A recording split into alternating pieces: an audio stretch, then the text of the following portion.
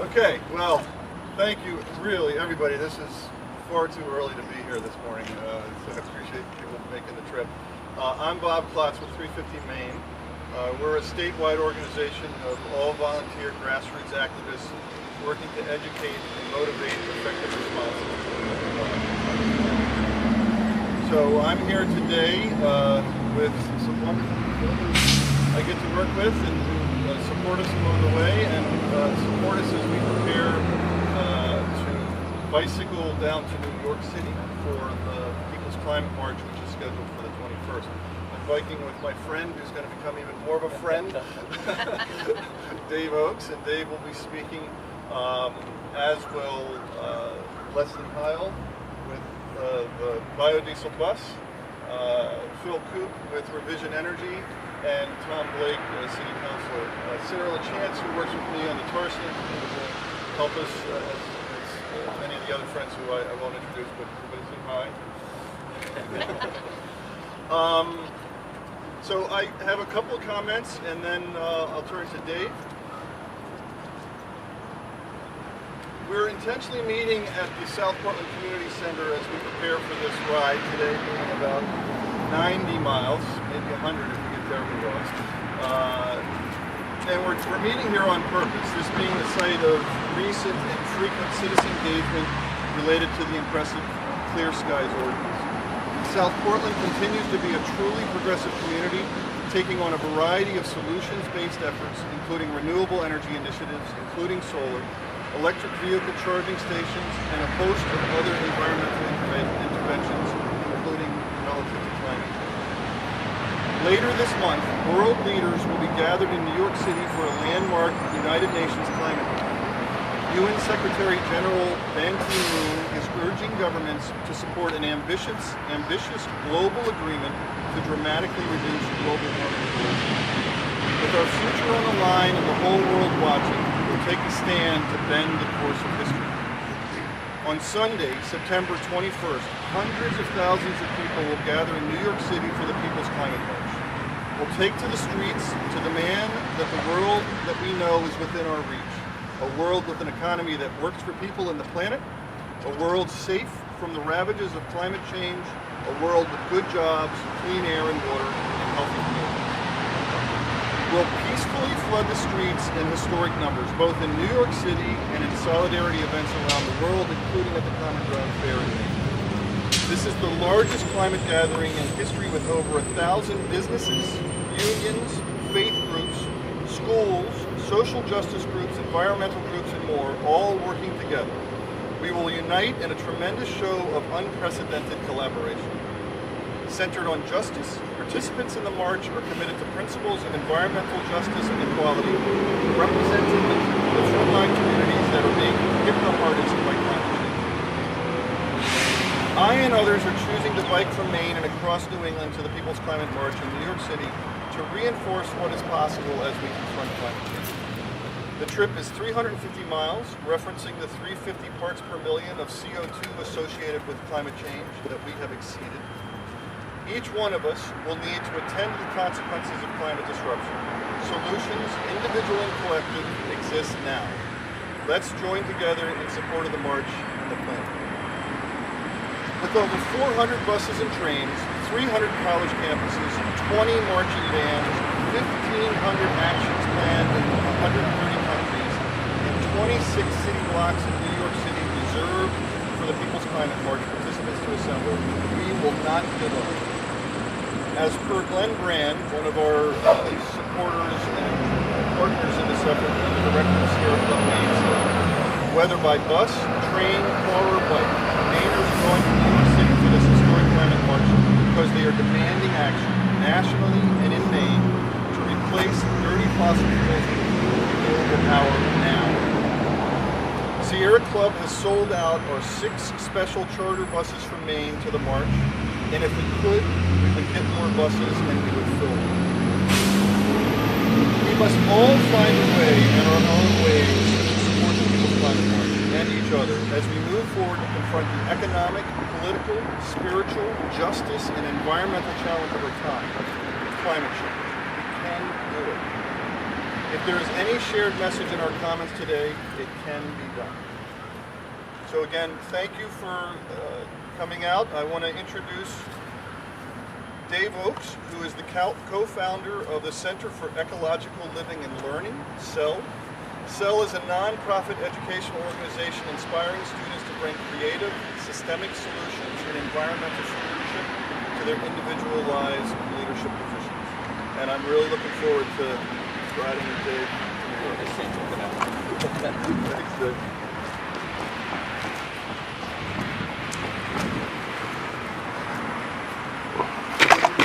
So what's the most energy efficient mode of transportation ever designed by humankind? We're looking at it right here. It's the bicycle. Calorie spent for distance gained, it's the bicycle. And so it's really a privilege to be able to ride down to New York City. As Bob said, we're doing it in cooperation with 350.org, and it happens to be 350 miles from here, from South Portland, Maine, down to New York City, the Big Apple. We'll be meeting up with a number of riders from Vermont, New Hampshire, Massachusetts, Connecticut, converging in New York, just north of New York on Saturday night. We'll all be riding into the city together to demonstrate solidarity on Saturday evening for the climate march on Sunday. Starts at 11:30 a.m., meeting at Columbus Circle in New York City. So I wanted to say just a couple of things. First of all, we're connecting. We want to give a plug to this New England Bike Brigade, this group that's also connecting from various places, as I mentioned, from various states. And we're also want to give a plug for the Climate Riders. It's a group of riders here in Maine that are biking up to the Common Ground Fair this coming weekend. Unfortunately, they couldn't make it to New York City. They're waiting to ride up to the Common Ground Fair. I wanted to mention too, just this cultural story that we've been told in the United States. It goes something like this, that the problems are too big and the individual is too small to make a difference. And one of the reasons we're writing, individually and collectively, is to bust a hole in that story. It's a story we hear in the news, we hear in the media, we hear it pervasively in the culture, but it just isn't true. The individual can make a big difference. Culture can make a big difference in terms of climate change, can make a big difference in the world today. And especially when individuals combine their efforts, really make a huge difference. This ride that we're starting off, that Bob and I are starting off in today, is just a demonstration of that solidarity that exists in the United States. This is not a political issue, it's not a Democratic issue or a Republican issue or anything in between. This is a sensible issue trying to demonstrate that there are sensible policies and things that we can pursue in the United States to pursue not only a strong economy, but grow green jobs and provide opportunities for sensible development. So it's a great privilege to be able to ride with Bob and others. And, thank you.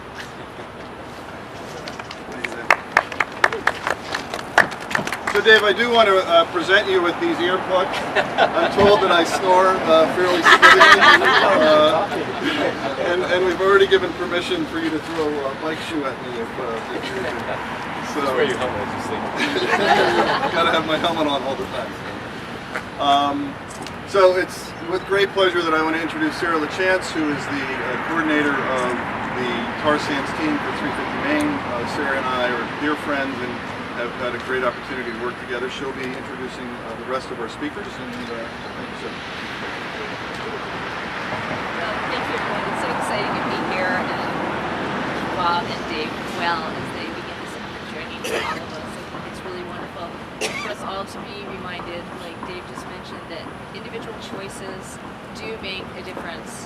And when we all stand up here together, of course, our individual voices grow together into a sound that will not be ignored when we all arrive on the streets of New York City to demand that the leaders of our world take action, and they take action loud and clear and strongly starting next week. So it's my pleasure to introduce next Coupe.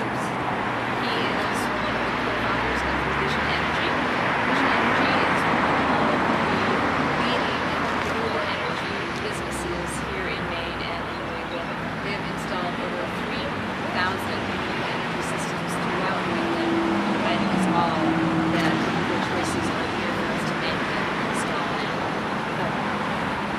Thank you, Sarah.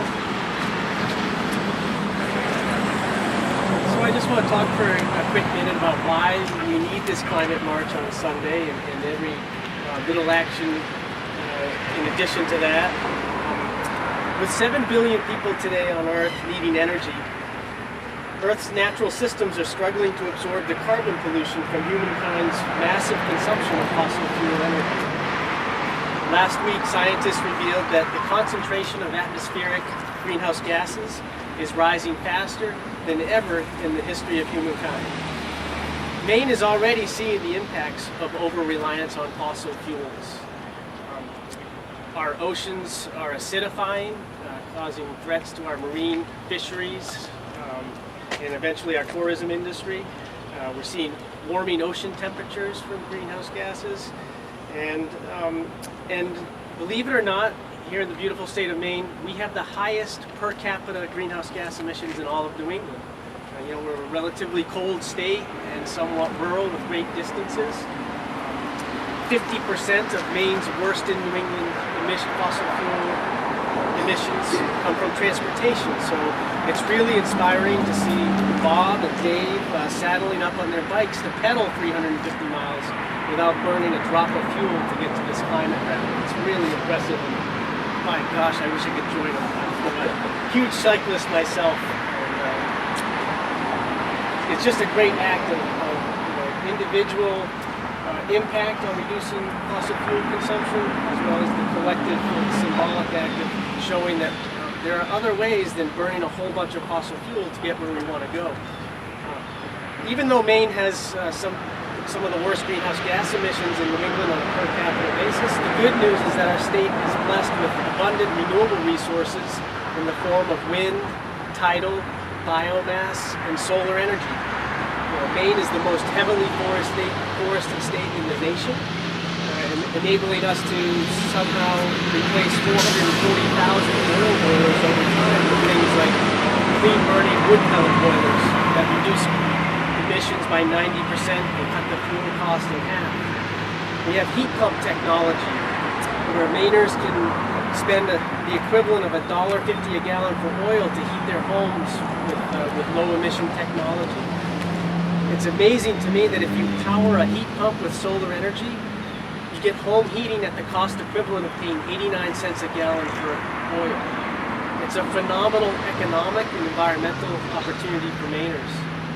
And on a sunny day like today, I can't resist the temptation to point out that Maine gets some of the best sunshine in New England.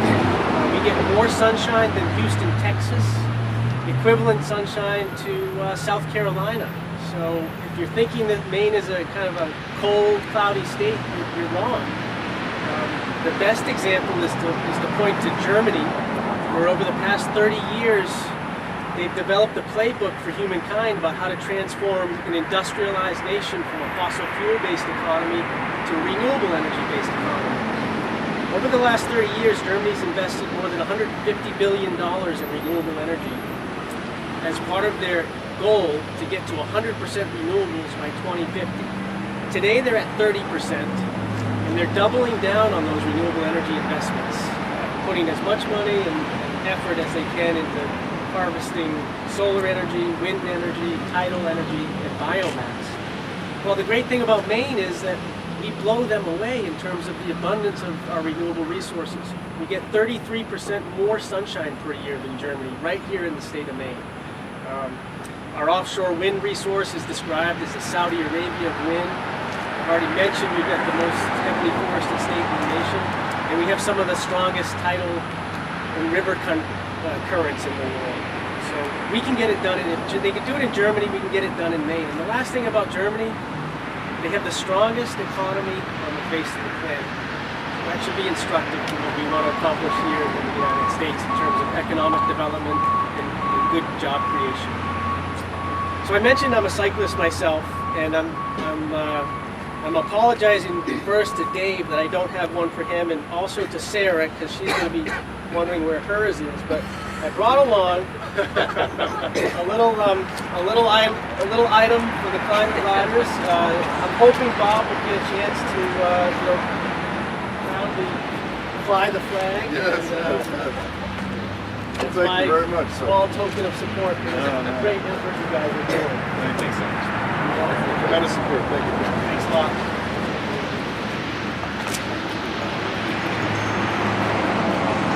Don't feel bad that I didn't get a shirt. I just feel bad that I didn't get a ride or something. You got up here at 8 a.m. That is true.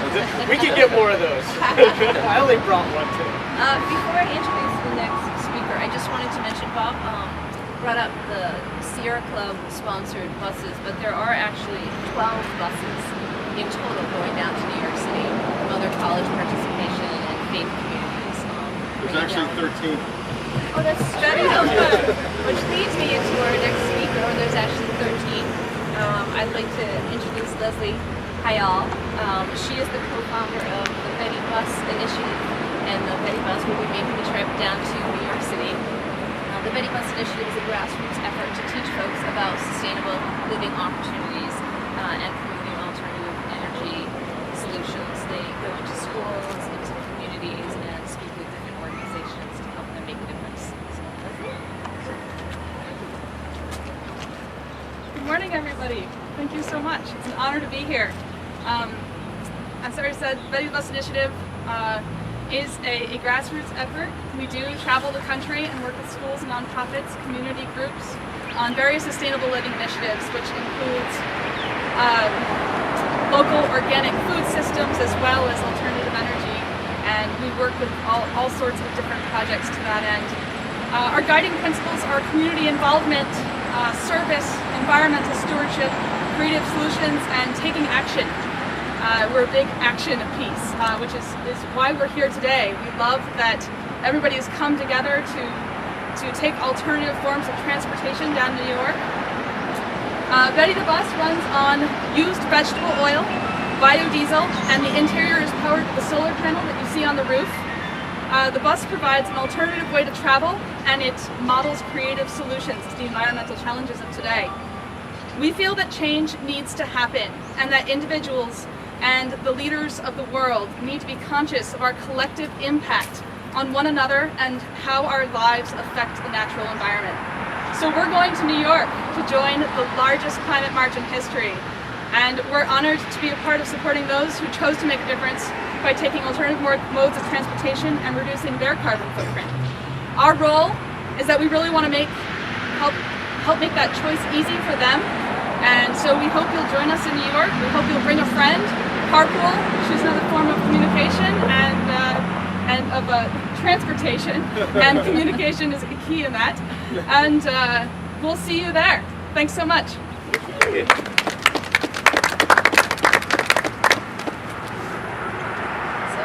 last I want to introduce Tom Lynn, South Portland City Councilor.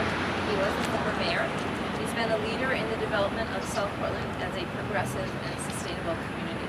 From bike trails to tar sands oil to climate change, Tom's a friend to all of us. His tireless work to protect the health and well-being of this wonderful community of South Portland. Well, good morning, everybody, and thank you for that kind introduction. Yes, I am going to be joining them this morning on their bike ride, however, just to raid my ball fields. I'm so envious. If there's anything I would like to do in life, it's go all the way with you guys. I am envious. And look at that great sun this morning. It's just unbelievable the energy that brings us. It makes me wonder why we're burning any fossil fuels at all. I want to spend a minute and take us back to what got us to this point today, and then I want to finish with a group exercise. As we all know, Earth Day is about 44 years old now. 1970 is when it was started, and 1970 was when I was a senior at South Portland High School. And we used to have mock city council elections back then, where you ran for your district. I won District 3 and got to spend an entire day with City Hall and the City Council and the City Manager. But in order to run, we had to develop a platform. And you may be surprised, but my platform was an environmental platform. We also had to develop a treasury and a committee on our campaign. And I immediately ran into a problem with my platform. In 1970, people didn't know what environmentalism was. People said, Tom, you got to change that. People don't know what you're talking about. They really didn't know what I was talking about. And then I proceeded to spend like the next decade explaining to people what Earth Day and environmentalism was all about. Let's fast forward to 7 years ago when I first got on the City Council. had a kind of ad hoc recycling committee. And we decided we wanted to step up that committee and give them greater responsibilities. Energy reduction, reducing our carbon footprint. And the council debated for almost an hour one night what to call this new committee. And of course I promoted, let's call it a sustainability committee. 7 years ago. It didn't fly because nobody knew what sustainability was 7 years ago. Oh, Tom is too big of a word, people won't understand it. So we ended up with Energy Recycling Committee. So that's how far we have come. And I'm proud that South Portland, in my opinion, is leading the way in the direction.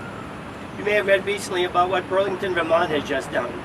The largest city in America that has weaned themselves off burning fossil fuels. They are supplying 100% of their energy from solar, hydro, and biomass. I think we can do that in South Portland. It's not going to be easy, but I think we can do that with a plan and the enthusiasm from our residents. Currently, we've done so much. We signed on to the mayoral climate agreement. We have a sustainability resolve. We have an in-house employee sustainability committee. Just the other night, we had a resolution to strengthen the Clean Air Act. Our new high school across the street, I can look at solar panels on top of it right now. And when we have the final ribbon cutting, when South Portland High School is done, it will be the very first LEEDs building in our entire community. It took too long. We have the charging stations right here behind us. We're putting some at City Hall this fall. We're looking at buying a couple of electric vehicles within the next couple of months. And our hope is that sometime in the very near future we can energize all of our non-emergency vehicles by solar. We're working with Revision Energy to develop a solar farm out on our old dump site, the old land cap. We have, of course, the Clean Air, the Clean Skies Ordinance, which is actually leading the nation in ensuring that we have healthy air. We've had a workshop on putting an air monitoring system in South Portland and have another one in a couple of weeks. So what we are doing is deep and is strong, and I believe our community is committed. None of this would really happen if it wasn't for people like those behind me. People that call us up, people that keep us honest. Just what you're all going to do in New York City this weekend. You're going to keep your elected officials honest to require that they do what we have to do. In South Portland, I think we can get there. I think we can wean ourselves off fossil fuels and become totally sustainable on renewables. When I laid in bed last night, I was trying to think of how many that I can come up with. Some of them were a stretch, there's no question about it. But I'm going to put you all to an exercise here right now, and let's list as many things as we can that can get South Portland on a clean path. And I'm going to start out by taking the easy one, because it's staring me right in the face. Solar, as long as we have the sun, we're going to be around. So to me, it's the most natural. Sarah, what do you think? How about using some of the tidal energy running along? Excellent. Sarah, when I stand out on Bobby Light Park and I see that enormous energy go in for a river and out for a river twice a day, 4 times, we're having that massive power move by our community. Excellent. How about you? Alternative fuel sources. Alternative fuel sources. And what you're doing is good. Years ago in South Portland, we tried biofuels. We had carburetor issues. We gave up. We're going to revisit it. I'm hoping that our buses and other vehicles run on alternative fuels in the near future. So who's got some other things that we can do here in South Portland? Bicycling. Bicycling. Alternative means of transportation. Bob, in the last, sometimes people would say, well, Tom, you burn oil, don't you? I burn very little oil. I've cut my consumption of oil 85% in the last 5 to 10 years. And now when I go shopping, I take my bike. When I do errands, I take my bike. I heat my house with wood pellets. So all of us have to take that step. We have to do something. We don't need to take our car to hand to runners, do we? How about some other ones, folks? What can we do here? We have the knowledge, we have the technology. It's believing that it's possible and committing to making it. Yes, yeah, we can. So that can do is that red fire truck you've all heard before, that you can make it. I was reading just the other day about vertical axis windmills. Because windmills, people tell me, Tom, we can't have windmills in South Portland. But vertical axis windmills, we can. Wind turbines. They're smaller, they're quieter, they're less intrusive. Isn't that what they have in Yes. Yes. They don't put out the wattage, but they do the trick. Yeah. Yeah, They don't, wonderful They don't things. block this, they don't make it. The noise. The noise and the Visuals. flicker of the blades. And the damage to the birds. What's some other ones, folks? Who's got some? So we could share our ride sharing rides and resources. Yes, ride sharing. It's great to see a parking lot where people share rides overflowing. And when we see those on the roads, they're getting more and more use all the time. So we do have four active watersheds in the city. It's going to be difficult to tap into them, but we do have 4 watersheds. There's lots of potential. And just using less. Just using less energy at the time. Anyone have any before we finish here? Other things we can do? So South Portland lost the Portland Valve Company some time ago down on the waterfront by Bug Park. And I see all the boats in our harbor, and I think about our marine fisheries industry, our pleasure craft industry, and I say to myself, Maine has a 150-year history of shipbuilding. Why doesn't Maine develop the Tesla of boats? We're burning a lot of fossil fuels to go off and do our lobster harvest and our deep sea fishing and our recreational boating. And meanwhile, our ocean is turning more acidic, and the ocean waters are warming from all the greenhouse gas emissions. So let's get electric boat technology developed right here in Maine, create some good paying jobs, and provide another piece of the multi-pronged solution to fossil fuels and emissions. I like that. Some of you may have seen the front page of yesterday's paper that talked about the cruise ships. I think 72 coming into Portland Harbor this year, bringing in, I believe, $45 million, 800 jobs, $29 million in payroll, and all the ancillary. And if you take cruises, one of the main reasons they take cruises is that they help us sell over lakes. They don't take cruises in cloudy areas. So, great stuff, great feedback, folks. Keep me as your elected official honest, feed us this information, go to New York City, give them the message loud and strong, and I want to see you here sometime in the future with me making an announcement that South Portland is joining Burlington, Vermont, and we are only on renewable resources. So thanks and keep up the good work, folks. Okay, thank you. Done. Thank you, Tom. Thank you, Lesley. Thank you, Phil. Nate. Thank you, Sarah. Thank you, everyone. Really appreciate you coming out. We're gonna bike in solidarity with whoever is willing to. We're gonna head down the road here in just a bit to the Greenway here in South Portland and head south. We got a couple little things we gotta sort out before we go, so there'll be a little transition. But either way, thank you all so much. We're excited. We'll try to keep you posted as we go along the way. Hope you can participate on the climate march wherever you are. That's the thing. We show up in the way that we can, as best we can. And again, really thank you for coming out. I won't frighten you by putting the shirt on you right now in front of the whole crowd. But there's a picture. All right, thank you, everybody. Appreciate it.